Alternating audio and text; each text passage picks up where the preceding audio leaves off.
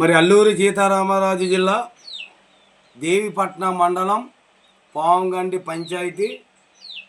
మరి నేను పావంగండి పంచాయతీ మాజీ సర్పంచినండి. నా పేరు కోచు అచ్చిబాబు అంటారు. మరి 2014లో మా తెలుగుదేశం ప్రభుత్వం నెగ్గిన తర్వాత మారుమూల ప్రాంతమైన పావంగండి పంచాయతీలోనే భాగంగా దొనలంక గ్రామానికి అప్పటి మా సీఎం గారు 5,35,00,000 రూపాయలతో బీటీ రోడ్డు శాంక్షన్ చేయించడం జరిగింది. అప్పట్లోనే చాలా వరకు పనులు చేశారు.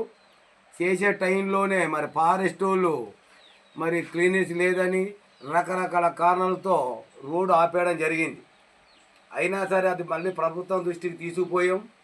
మళ్ళీ ఫారెస్ట్ నుంచి క్లీనెస్ సర్టిఫికేట్ వచ్చింది. మళ్ళీ పనులు స్టార్ట్ చేద్దామనే లోగే 2019లో వైఎస్ఆర్ ప్రభుత్వం జగన్మోహన్ రెడ్డి గారు సీఎంగా నెగ్గడం జరిగింది. ఆ తర్వాత కొంచెం పనులు స్టార్ట్ చేశారు. మెట్లామని చిన్న సీసీ రోడ్లను వేయడం జరిగింది. వేసి ఈలోగా ఏమైపోయారో కనుమరుగైపోయారు అందరూ.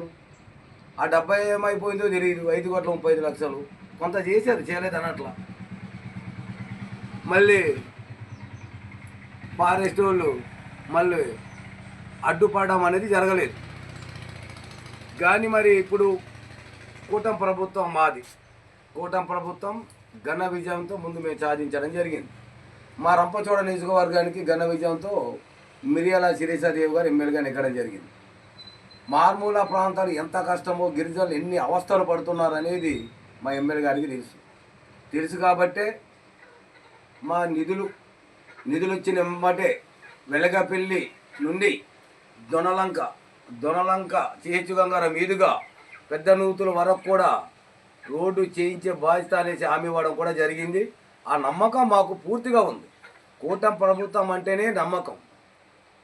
కాకపోతే ఒక విషయం, వర్షాకాలం వస్తే ఈ దొనలంక గంగారం మా గిరిజనులు బయటికి వెళ్ళలేని పరిస్థితి.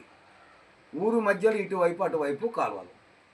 అందువల్ల మరి రోగాలు వచ్చి లాంటి వాళ్ళు చాలా ఇబ్బందులు పడుతున్నారు. చిన్న మరణాలు కూడా కారణమయ్యే పరిస్థితి. కాబట్టి మరి ఇప్పుడు మా కూటమి ప్రభుత్వం, మా ఎమ్మెల్యే కానివ్వండి, మా చంద్రబాబు నాయుడు గారు కానివ్వండి, ముఖ్యమంత్రి గారు పవన్ కళ్యాణ్ గారు కానివ్వండి, మరి ఆల్రెడీ శాంక్షన్ అయింది కాబట్టి 5,35,00,000 మన తెలుగుదేశంలో శాంక్షన్ అయింది కాబట్టి దాన్ని ముందడుగుగా గిరిజన కష్టాలన్నీ ఆలోచించి వచ్చే నిధుల్లో మొదట్లోనే మరి ఆ రోడ్ని మంజూరు చేసి తక్షణమే మరి అక్కడ 2 కాలువలు ఉన్నాయి.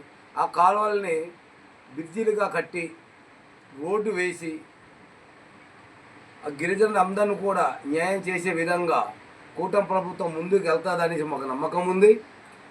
కాబట్టి మరి కూటమి ప్రభుత్వ నాయకులందరూ దొనలంక రోడ్డుని దృష్టిలో పెట్టుకొని తక్షణమే పని అయ్యే విధంగా నిర్ణయం తీసుకోవాలని గౌరవనీయులైన ముఖ్యమంత్రి గారికి, మా ఎమ్మెల్యే మిరియాల శిరీషాదేవి గారికి, తదితరులంతా పార్టీ నాయకులందరూ కూడా ధన్యవాదాలు తెలుపుతూ ముగిస్తున్నానండి.